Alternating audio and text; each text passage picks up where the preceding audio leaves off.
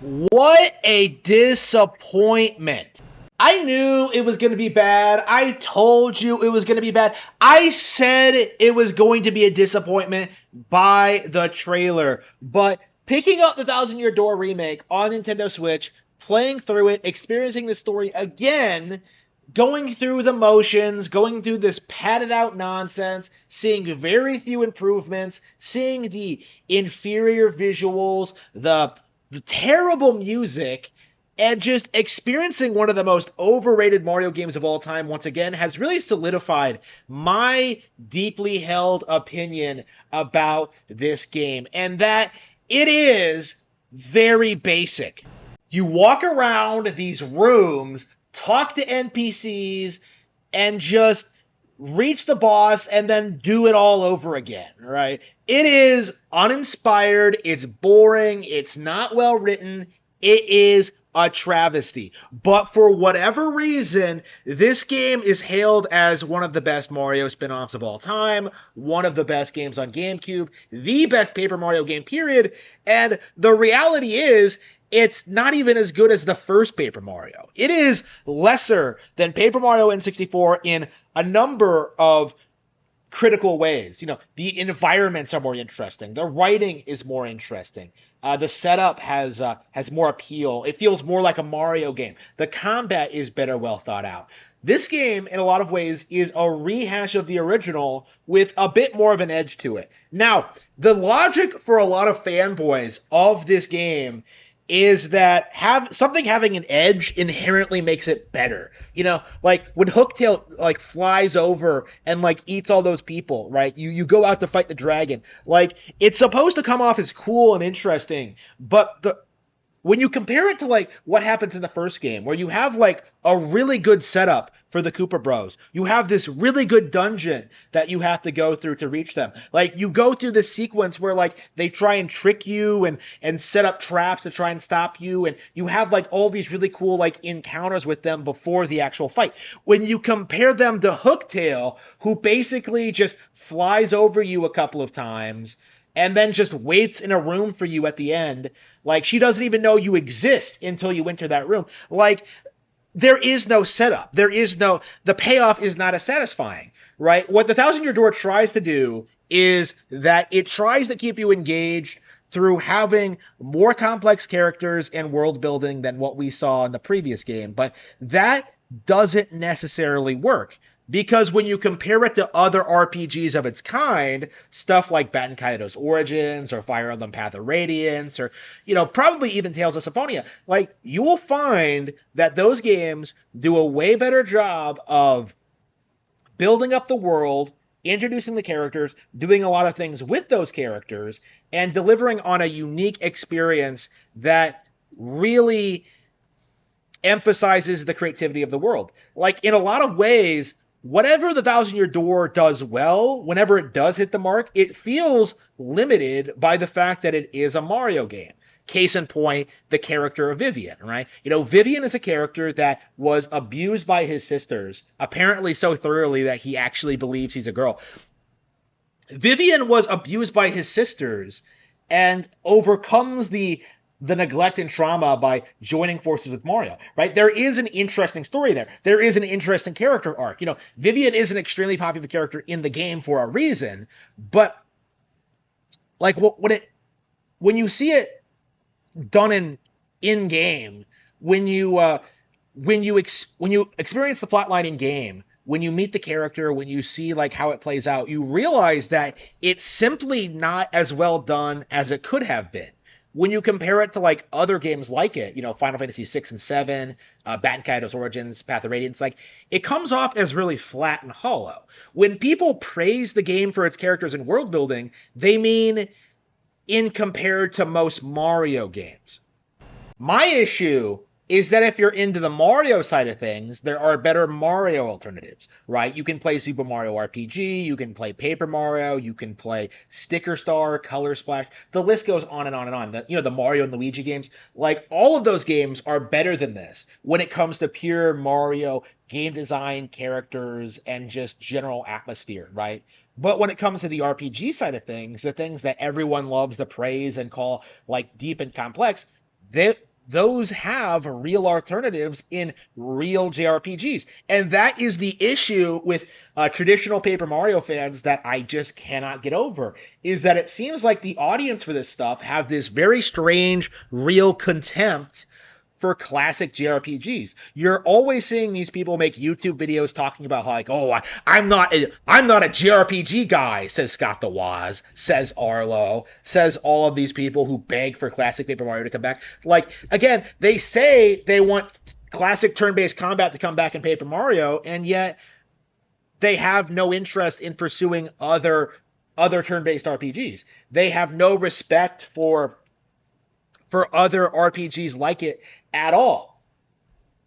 To me, the way it looks is that a lot of people played Paper Mario The Thousand Year Door when they were very, very young, got really, really attached to it, and never really learned that there were better games out there. Not only on other platforms, not only in the genre, but on the GameCube and in the Mario lineup, right? Like, I don't, and never really have seen The Thousand Year Door as anything particularly special, right? I played this game when it came out. I loved it when it came out. There are definitely things that I enjoy about it, but I have never called it the greatest game of all time like so many other people have, because it isn't. The game has too many real issues. It has too many glaring problems. It's too simplistic. It doesn't deliver on what other Mario RPGs have.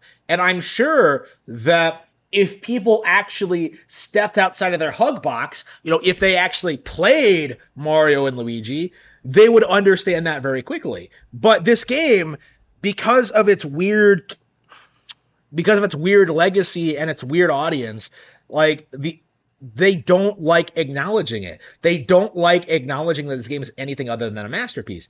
And it has led to this weird situation in which people are calling this a 10 out of 10 re-release, when in reality, it isn't even on par with the original. This re-release, on top of being a re-release of a mid-game that needed a lot more improvements than what we got, the original game is better than this remake. And I do think that is a real issue that we really need to talk about and emphasize, because it's not just the music, it's not just the terrible visuals. They completely botched the localization in this game. And this is the kind of thing that you might not pick up on if you're not a literary enthusiast like I am, but the original localization for this game really took and improved on the Japanese script in a lot of ways. They tied it in with other Mario RPGs. They gave it a lot of personality that wasn't in the original. They made some really smart changes to some of the characters that made them more endearing, and honestly should have been kept for this localization. But when you look at what they did here with how they rewrote jokes, where the pacing is off, where impacts for scenes don't land the way they should, right? Music cues are off. The game really feels as if it didn't have all that much love and care put into it, to the point where I really have to ask why this game was remade at all. I was perfectly happy with Super Mario RPG. Looking up Super Mario RPG, looking at the orchestration for that game, how that game handled its unique humor and its design and its combat and its characters, Mario RPG felt like more of a natural improvement over the original. It took what made the original popular and endearing and managed to refine it into something that modern audiences can enjoy. I was someone who did not like Super Mario RPG when I first played it, and playing the remake really gave me a new appreciation for it, right? It's still not my favorite Mario RPG by any stretch of the imagination, but I have become fonder of the game after this most recent playthrough. But The Thousand Year Door, playing through it again, has just made me realize just how mid this game actually is. Just how little the partners do, just how poorly designed the dungeons are, how everything is carried essentially by the story, which, when the plot beat for beat, doesn't nearly have the same impact it does when you're a kid. To me, the refusal to acknowledge that other Paper Mario games have built on and improved on the Thousand Year Door is kind of offensive. It disrespects the original development team. It it disrespects the newer teams. It disrespects the franchise, Nintendo as a whole, but it also disrespects the audience. It disrespects the fan base, right? I don't like how people have convinced themselves that the Thousand Year Door is one of the best games ever made.